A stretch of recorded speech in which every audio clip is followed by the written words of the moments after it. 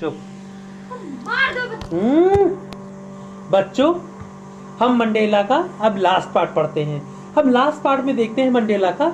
इसमें बहुत ही important facts है। अगर आप ध्यान से इसको पढ़ेंगे तो सारे को मंडेला का कोई भी क्वेश्चन इस पार्ट से जरूर फंसेगा। तो हम पढ़ते हैं।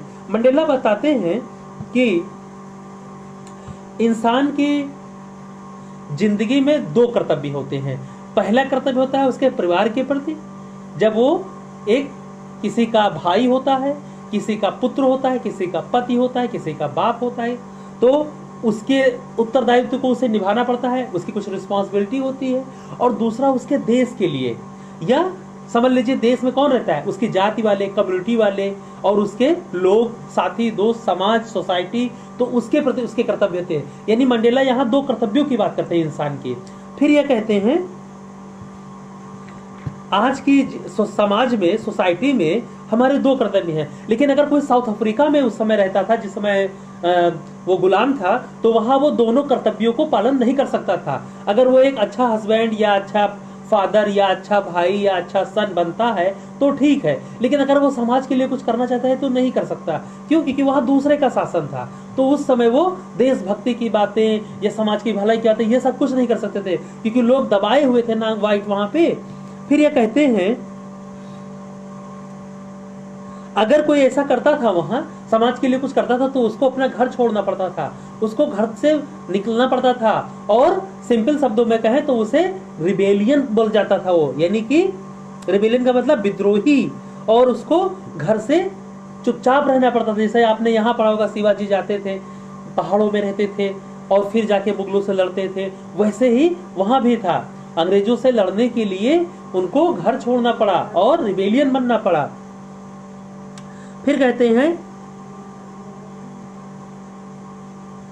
हाँ, ये आजादी का मतलब बताते हैं। ये बताते हैं कि जब बचपन में मैं पैदा हुआ था तो मैं अपने आप को आजाद मानता था। कहीं भी नदी में मैं नहाता था, झरनों में नहाता था, खेलता था मैदानों में, कहीं भी जाता था, मुझे कोई आपत्ति नहीं थी, कोई प्रतिबंध मेरे ऊपर नहीं था। लेकिन जैसे जैसे मैं तो मेरे लिए आजादी का मतलब बचपन में केवल यही था कि खाना, दौड़ना भागना, खेलना कूदना, यही आजादी था। लेकिन जब मैं कॉलेज में पहुंचा तो मेरे लिए आज़ादी का मतलब बदल गया। वहाँ ये था कि मैं जो सब्जेक्ट पढ़ना चाहूँ वो सब्जेक्ट पढ़ूँ, ये आज़ादी था। जो किताबें पढ़ना चाहूँ वो किताबें पढ़ूँ, ठीक है।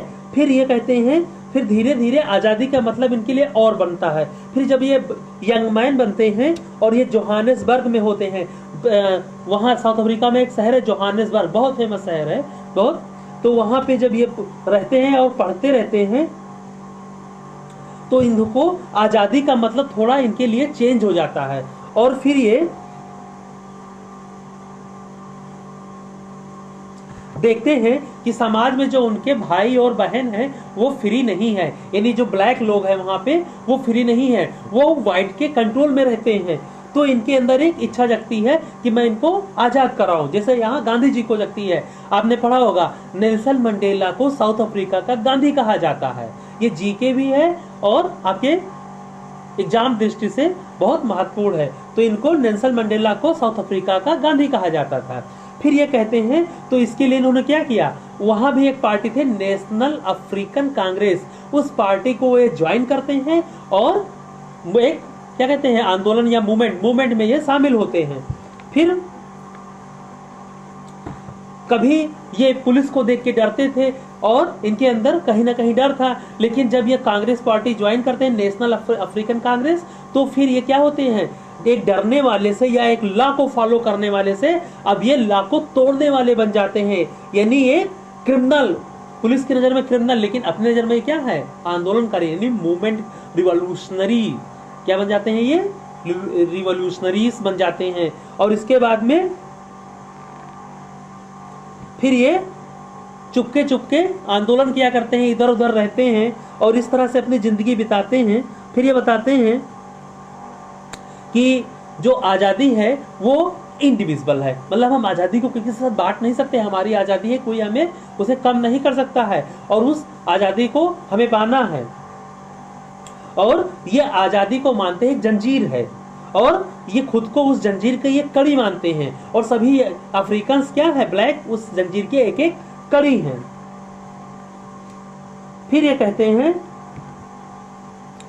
कि जो अप्रेशर होता है, अप्रेशर मतलब दबाने वाला, अगर हमको कोई दबा रहा है, हमारी आजादी को छीन रहा है, तो वो भी कहीं ना कहीं गुलाम बन जाता है। किसका? नफरत का। और वो किस जेल में बंद होता है? हम लोग को अगर वो बंद कर रहा है जेल में, लेकिन जब वो हमसे नफरत करता है तो वो बनता है प्रिजुडाइज के जेल में। किसकी जेल में? प्रिजुडाइज के जेल में। आप याद रखना इस बात को। फिर कहते हैं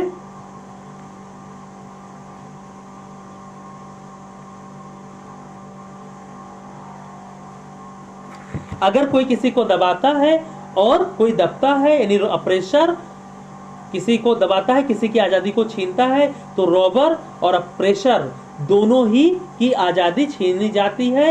यानी अगर एक किसी के अंडर में है तो दूसरा वाला किसके है? वो नफरत का गुलाम बन जाता है। इस तरह से दोनों की आजादी छीन जाती है।